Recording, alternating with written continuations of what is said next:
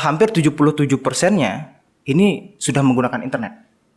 Nah, internet korelasinya apa? Digitalisasi. Digitalisasi itu nggak akan bisa hidup tanpa internet. Peran serta daripada anak muda sangat luar biasa, seharusnya bisa mendorong koperasi. Ya, seneng belanja online kan? Seneng banget. Bahkan apa-apa online. Yamsat online. Itu. Di Mandara Sedana Kuta pun, di Koperasi Mandara Sedana ini kita berusaha untuk merangkul anak-anak muda. Dan kita di sini juga saya generasi X, ini generasi Y, dan yang terakhir ini generasi Z. Yang mudah-mudahan di Mandara Sedana bisa berkolaborasi dengan baik.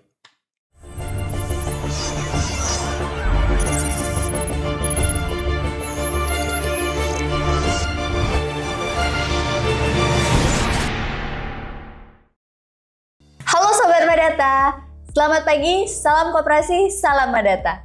Selamat datang di podcast Madata, media komunikasi, edukasi, dan promosi dari Koperasi Mandara Sedana Kuta. Hari ini kita kedatangan tamu yang sangat spesial, yaitu Pak Surya, di mana beliau adalah Direktur Utama dari PT Sevanam Teknologi Solusindo.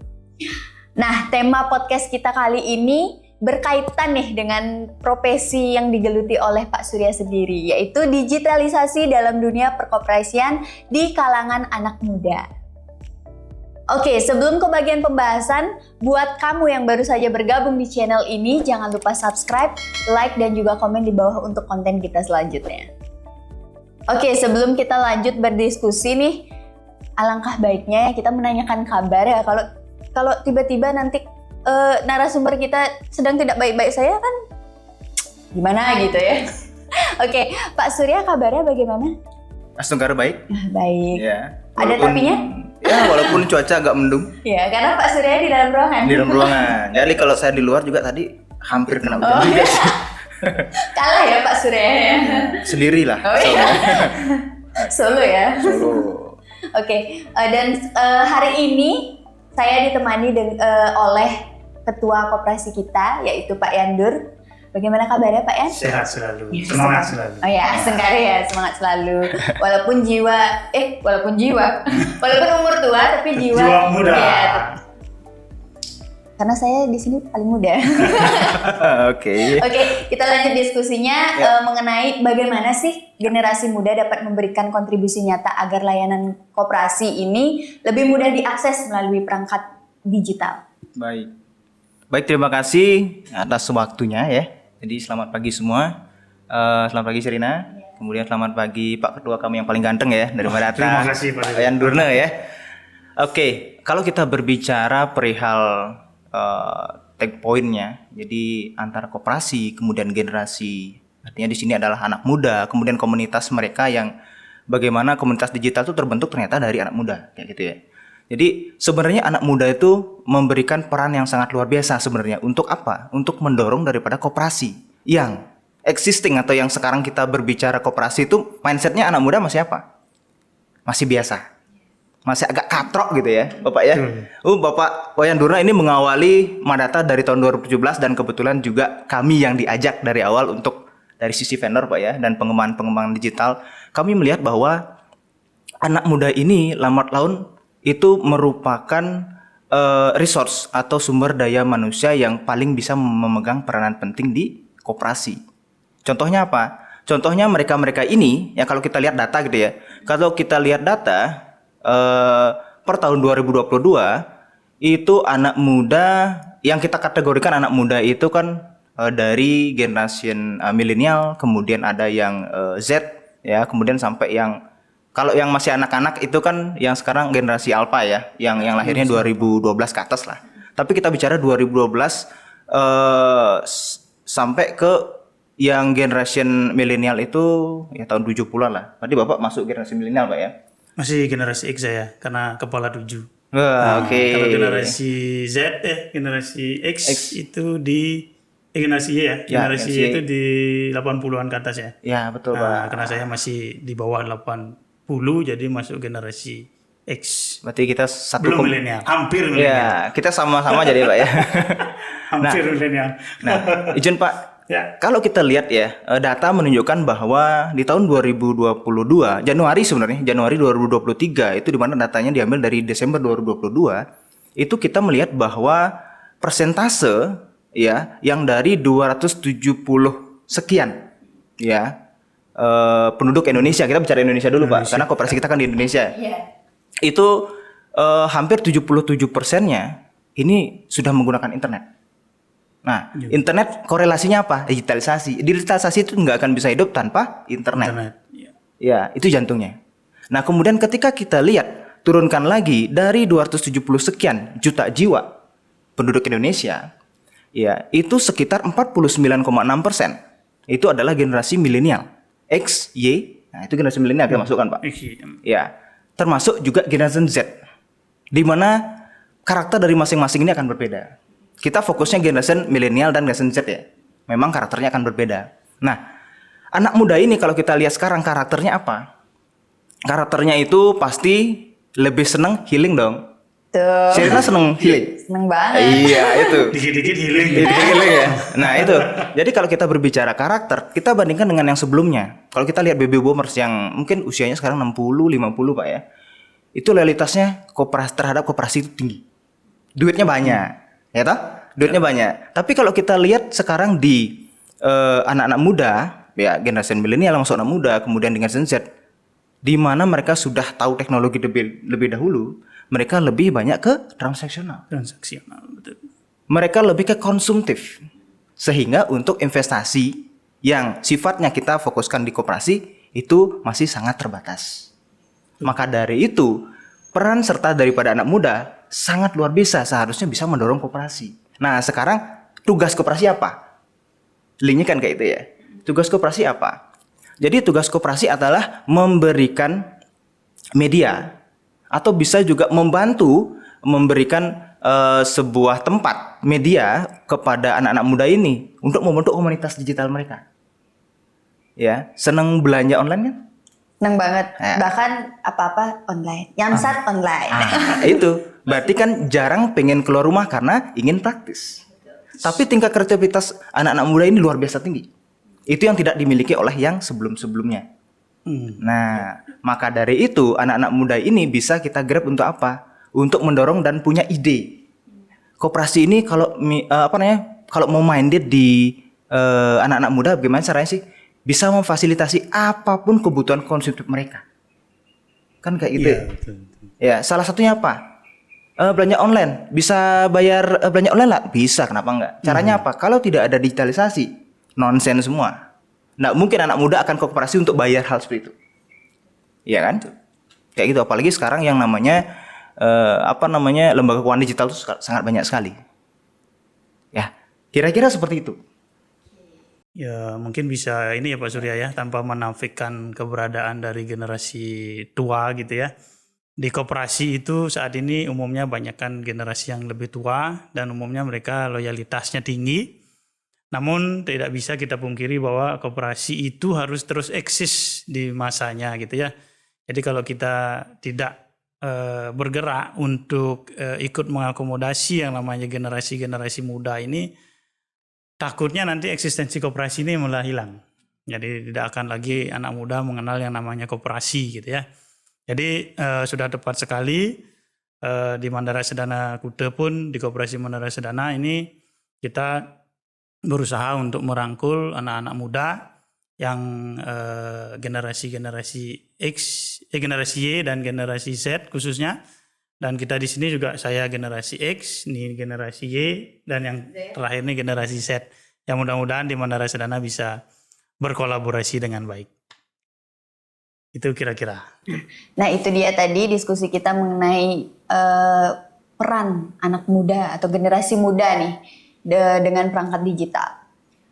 Untuk yang kedua yaitu apakah Pak Surya mempunyai ide atau rencana untuk meningkatkan penggunaan teknologi dalam koperasi agar lebih menarik nih bagi generasi muda? Baik.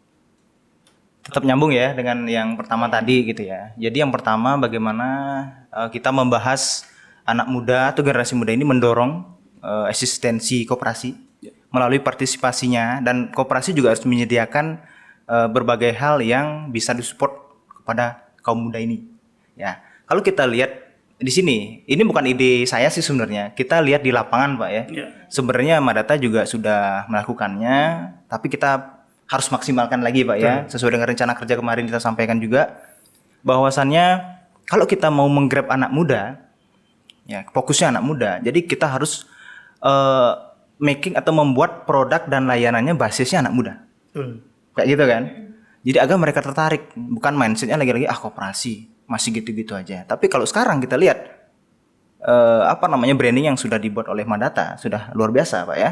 Tinggal ditingkatkan lagi. Jadi yang pertama itu bagaimana kembali lagi kita harus dari koperasi mensupport daripada kebutuhan-kebutuhan akan generasi muda ini. Jadi kita lihat karakteristik yang tadi gitu kan ya. Kita lihat karakteristik bagaimana anak-anak muda ini konsumtif. Ya, kita lihat aja lembaga keuangan mikro dan makro yang ada di Indonesia. Ya, saya tidak sebutkan mereknya. Kita lihat bahwasannya mereka juga sudah mulai berpikir dan sudah mulai melakukan, bukan hanya transaksional yang dilakukan di lembaga mereka sendiri, di mana mindsetnya adalah untuk mengelola kaum-kaum yang loyal, yaitu yang sebelumnya, yang tua. Yang muda ini bagaimana? Karena basisnya konsumtif, berarti transaksional. Konsumtif. Seperti misalnya pembayaran listrik, misalnya kayak itu, beli token. Yang paling simpel sih anak-anak muda zaman sekarang tuh ya belanja online kayak itu kan. Ada makanan datang itu tinggal bayar pakai apa, nggak ada duit cash sih biasanya. Nah itu yang bisa kita support, money atau teman-temannya lah. Yang itu pertama, dan itu sudah disupport Pak ya, tinggal kita maksimalkan saja. Kemudian next apa? Anak-anak muda ini biasanya mempunyai komunitas, tapi jarang sekali kongko-kongko secara fisik. Biasanya lebih banyak di sosial media, ya. Apapun mereknya itu, ya. Jadi dari sana kita melihat bahwa peluang-peluang untuk mempromosikan diri bagi koperasi dan khususnya di Madrasah dan Kuta itu sudah berjalan sebenarnya melalui sosial media, apapun itu. Ya. Nah, kemudian yang selanjutnya adalah ketika kita berbicara anak muda lagi, ya, komunitas ini kalau kita sifatnya sosial media itu kan untuk ya informasi-informasi, tapi untuk biar bisa mereka benar-benar berkolaborasi, berkomunikasi, kita buatkan komunitas digitalnya. Kayak gitu. Contohnya saja, yang sekarang itu kan anak-anak muda biasanya ada yang suka jualan kayak gitu kan. Ada yang suka jualan kayak itu. Ada juga yang sesi anak mudanya itu senang belanja.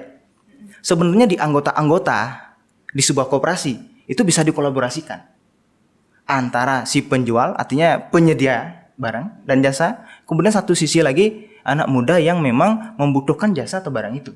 Itu yang kita pertemukan berupa apa? Ya kan? Merchant.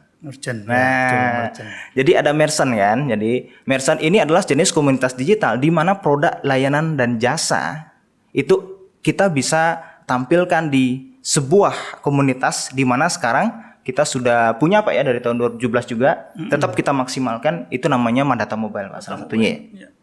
Ya, jadi kayak koperasi mobile lah. Ya, jadi di sana kita bisa tampilkan sehingga ada komunikasi di sana. Ya, betul. Duitnya kemana? Kalau kita bicara bisnis nih ya, duitnya ya di sana-sana aja. Kalau mau gimana kalau mau nyetor, kalau yang kalangan anak yang sebelumnya, yang bapak-bapak, ibu-ibu itu biasanya kan udah ada kolektor Pak ya. Ya, betul. Dulu sebelum ada kolektor ya datang. Kalau dulu, sekarang macet dan segala macam, hujan kayak tadi kan. Syukurnya ada kolektor. Dan kolektor pun sudah by system. Ya, secara profesional bisa dipantau. Dan itu menjadi nilai lebih dari koperasi. Betul sekali. Pelayanan Pak ya. Pelayanan kita. Jadi yang bisa eksis, yang membedakan antara kami dan salah satunya juga koperasi dengan koperasi lain itu adalah pasti pelayanan. Dan bagaimana membuat produk dan jasa yang memang benar-benar mengena ke customer-nya. Kayak gitu modelnya. Nah, kemudian ketika kita berbicara selanjutnya, anak muda. Nah, ini kalau kolektor itu setengah mengena. Karena biasanya anak muda ini lebih lebih cenderung loncat-loncat, dalam artian itu beraktivitasnya tinggi, mobilenya tinggi. Sekarang di sana, nanti di situ, kadang-kadang di rumah seharian di dalam kamar. Kayak gitu kan? Bagaimana sih? Begitu betul sih? Biasanya gitu. Kita lihat karakter kan? Kita lihat karakter dulu. Nah, bener begitu ya? Kalau hari libur di rumah. Iya, itu. Seharian. Keluar cuma makan, mandi. Nah, itu. Jadi sekarang gimana caranya menghubungkan arah komunitas digital yang sudah dibentuk oleh sebuah koperasi dengan anak muda? Kayak gitu kan? Iya. Nah, itulah yang tadi saya sampaikan, itu ada Mersen.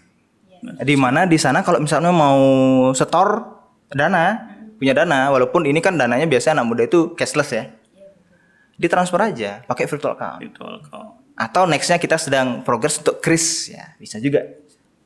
Isi proses. Kiris? Kris. Oh, Kris. Nah, nanti disalin sama Bang BI nanti. Dibilangnya harus kris. Nggak boleh QRIS, nggak boleh kris. Saya bukan promosi ya. Tapi kemarin sempat ngobrol dengan beberapa teman di perbankan, di mana di sini kan BI yang ini ya sebagai regulatornya, penyedia juga. Jadi bahasanya itu adalah kris. Ya, bukan keris Bali ya, tapi kris. Itu keris. Ya. Ini kris. Ya. KRI. Ya. KRI. Q. Ya. QIRAS ya. Berarti kita ini tepat sekali ya Pak Surya ya. Kami di Mandara Sedana Kuta di Madata ini kan kita sekarang sedang membangun suatu program. Ya. Ini pun sudah berjalan dari akhir tahun kemarin ya. Ya. Serina juga terlibat di dalam tim kita ini dengan tim yang anak-anak muda semua isinya. Jadi kita mencoba untuk membangun suatu komunitas gitu ya. Kita namakan dengan Madata Community.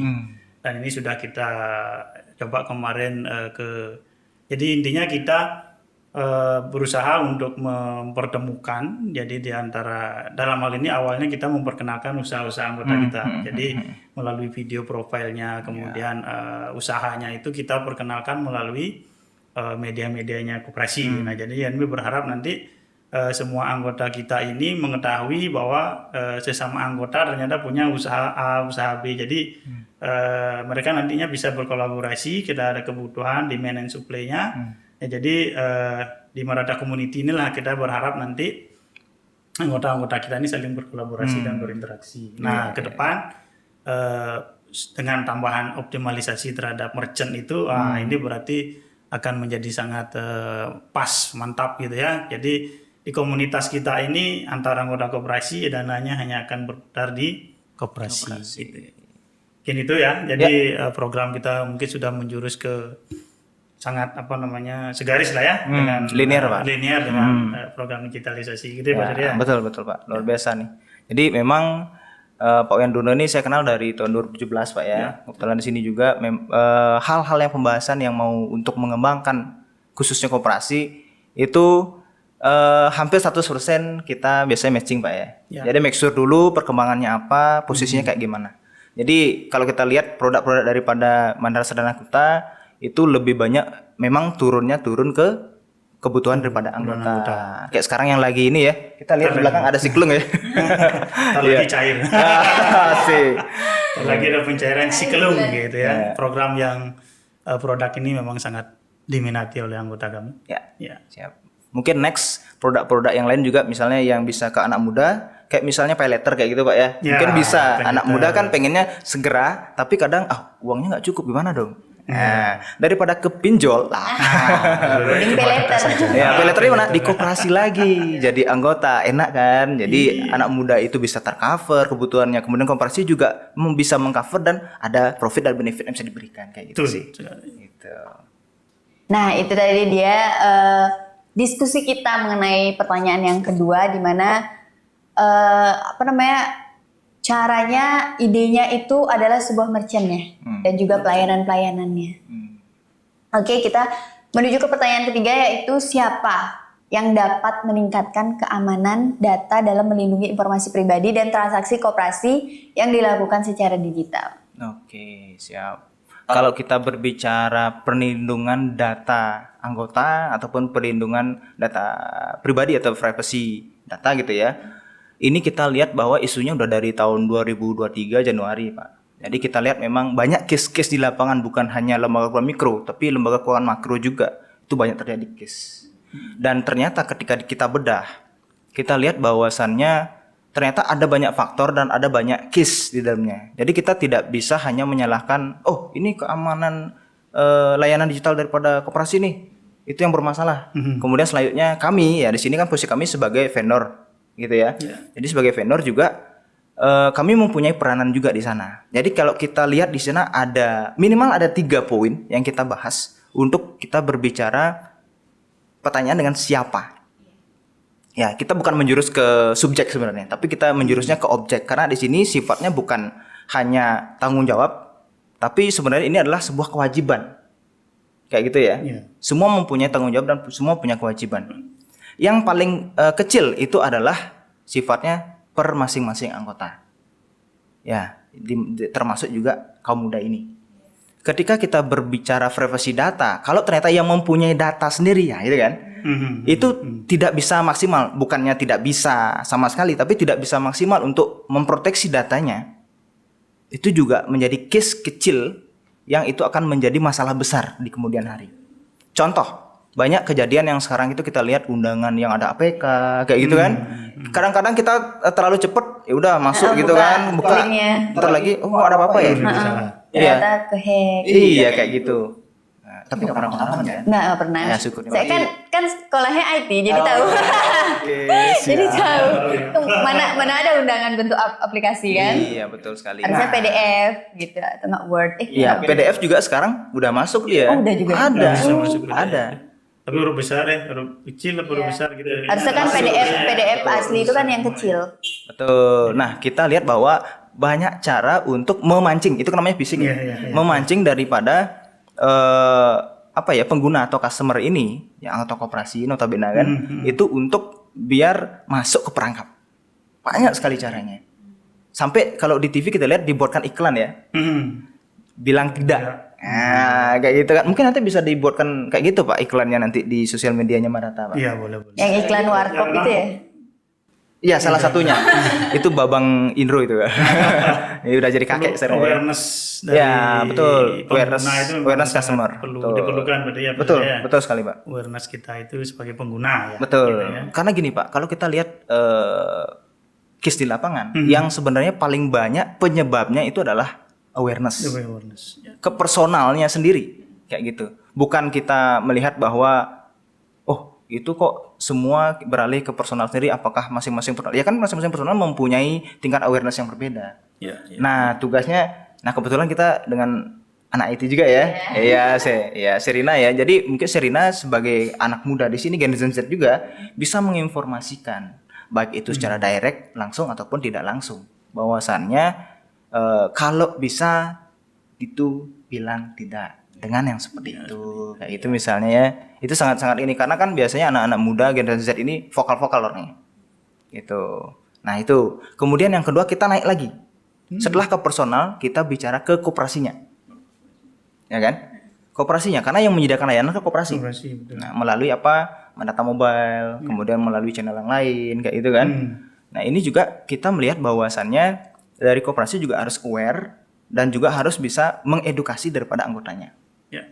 Bagaimana cara-caranya dan kemudian kalau kita berbicara koperasi itu pasti akan ada operasionalnya. Anggota operasional siapa? Karyawan dan manajemen. Betul. Nah, itu juga harus diberikan edukasi awareness. Ya. Ya, terhadap penggunaan sistem, kemudian terhadap cara untuk mempromosikan dan cara untuk memberitahu, mengedukasi kepada anggotanya. Ya. Seperti itu. Kemudian kita baru level terdalam itu adalah vendor. Nah, itu kami. Nah, kami di sini dari awal itu sudah komit untuk selalu mengupdate yang namanya security. Ya, tapi tidak ada yang berani jamin 100%. Tidak ada yang berani jamin 100%. Regulator pun bilang, itu saya tidak sebutkan merek ya. Itu menyampaikan bahwasannya masih ada dari 100%, itu ada 1% celah. Yang itu kita harus maksimalkan di sana. Itu. Jadi kalau kita bicara hacker itu sangat banyak sekali. Ya, itu kan. Jadi hacker tuh banyak sekali, ada cracker juga istilahnya kan. Iya kan? Banyak sekali istilahnya, tapi kita bicaranya ke hacker bagaimana mereka selalu berpikir bagaimana caranya mencari celah. Tujuannya mereka ya pertama yang biasanya adalah ya biar senang aja mereka gitu kan. Tapi yang kedua itu yang paling bahaya, mereka cari cuan di sana. Itu yang paling bahaya sekali. Gitu. Nah, dari vendor kami juga kalau dari segi sistem itu sudah standar sekali. Itu kami menggunakan SSL ya. Kemudian ada WAF juga, Website Application Firewall, kemudian di dalamnya ada VPN juga. Nah, tapi ketika kita berbicara case, walaupun setembok yang kuat sekalipun, ya kalau yang ketiga-tiga ini tidak maksimal juga, itu akan sama. Kayak itu. Jadi yang paling riskan itu sebenarnya ke personalnya. Nah, User. betul ke usernya gitu kan. Jadi kayak ini nih. Misalnya gini, kalau kita contohkan begini. Kalau Ujan mobil enaknya ya. Kayak kita bicara mobil kan. Misal mobil merek apa. Nah, kemudian mobilnya udah bagus, udah keren, udah mahal kan. Ya, hujan-hujan kita pakai kan. Kita pakai seret. Ternyata kita nggak tahu di lapangan atau di jalan itu terjadi kecelakaan. Apakah kita harus menyalahkan si pabrikannya? Ya. Nah, pertanyaannya agar tidak kecelakaan, apakah kita hanya diam saja nggak jadi bawa mobil? Buat apa dong? Nah, itu pertanyaannya. Jadi semua itu sangat berpengaruh. Dan sekarang pertanyaannya misalnya kalau posisinya daripada koperasi gitu Pak ya, kan pemberi layanan dan apa namanya pemberi produk gitu Pak ya. Apakah yang menjual apa namanya kalau terjadi kecelakaan, apakah yang menjual daripada mobil itu harus kita tuntut? Nah, itu posisinya. Kalau pabrikannya anggaplah vendor kayak gitu kan. Nah, sekarang kita lihat apakah awareness di semua itu kita sudah menjalankan namanya mitigasi risiko atau risiko itu kita meminimalisasikan. Tidak ada dunia ini yang tidak ada risiko. Nah, kayak gitu kira-kira seperti itu. Mungkin Pak mau tambahan? Memang sih dari sisi security ini perlu adanya awareness dari semua pihak yang berkaitan dengan itu ya, betul Pak Surya ya. Jadi dari pengguna, kemudian dari kita di internal koperasi, kemudian dari vendor. Nah, ini semua harus saling berkolaborasi dan saling menguatkan dan saling mengingatkan supaya selalu aware dengan yang namanya kejahatan-kejahatan di bidang digital gitu ya. Betul. Jadi intinya sih di situ kita jaga bersama.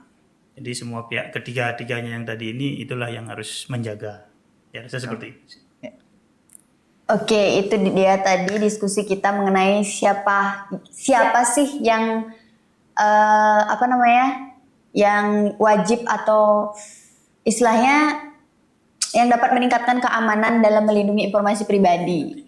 Jadi itu tuh berkaitan 3. Yang pertama yaitu personalnya sendiri, karena ada juga yang kadang kayak nggak aware gitu kayak ya udah buka aja nih apa gitu undangan ya tahu-tahu hack gitu. Terus juga dari koperasinya juga kayak mempromosikan atau mungkin mengenalkan bagaimana cara untuk melindungi privasi kita sendiri dan juga dari vendornya. Oke, kita lanjut lagi ke pertanyaan keempat, yaitu bagaimana komunikasi dan kolaborasi dilakukan di dalam komunitas digital. Oke, jadi poinnya komunitas digital ya. Iya. Oke. Jadi kalau kita berbicara komunitas digital, tadi di awal udah kita bahas Pak ya. Jadi kalau kita berbicara komunitas digital, sebenarnya itu komunitas fisik yang dialihkan ke digital sebenarnya. Kenapa komunitas digital itu terbentuk? Itu komunitas digital kalau nggak salah itu kan society ya 5.0 kalau nggak salah ya. Ya, kalau kita berbicara revolusi industri baru sampai 4.0. 4.0. Ini akan mungkin nextnya akan lebih cepat karena kita lihat perkembangan daripada dunia ini begitu pesat gitu ya. Akan ada 5.0 itu akan seperti apa nanti gitu kan. Yang 4.0 aja udah ada kayak Internet of Things kayak itu misalnya. Jadi bisa ngontrol minimal ya kayak misalnya lampu itu dari HP kayak gitu kan. CCTV pun kan sebenarnya udah bisa dikontrol dari HP kayak gitu kan. Itu udah biasa-biasa kita lihat. Yang sekarang kita minimal motor itu udah bisa pakai HP itu untuk ngontrol kan, oh lokasinya di mana. Kemudian mau hidupin bisa pakai HP. Ya itulah kita lihat sekarang. Nah, kemudian kalau kita berbicara komunitas digital, ini apa ya namanya? Digital society ini sebenarnya di Indonesia itu baru setelah Covid itu terjadi. Karena Covid itu mendorong Memaksa kita ya. Iya, betul. Sangat memaksa kita untuk biar bisa berkomunikasi, berkolaborasi di dunia digital.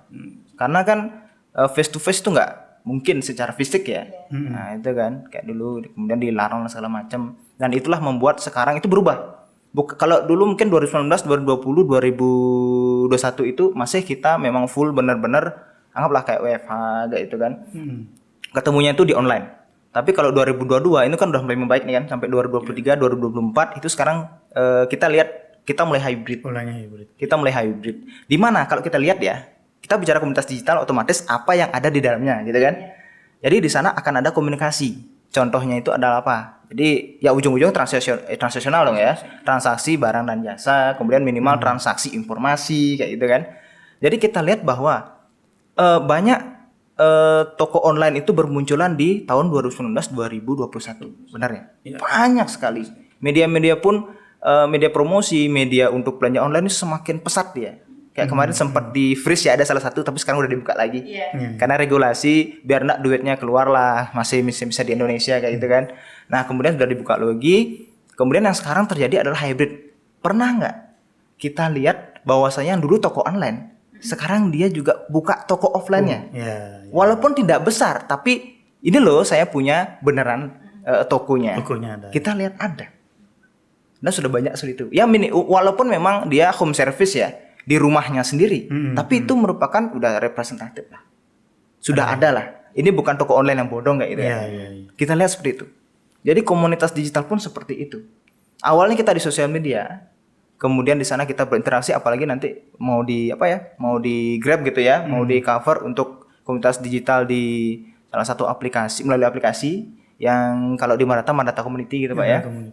Itu otomatis akan ada session-session di mana ketemu fisik. Nah, ya hybrid ini akan berjalan juga. Ya minimal apa kebutuhannya, apa keperluannya, dan apa yang bisa disediakan matching di sana nanti. Kayak gitu.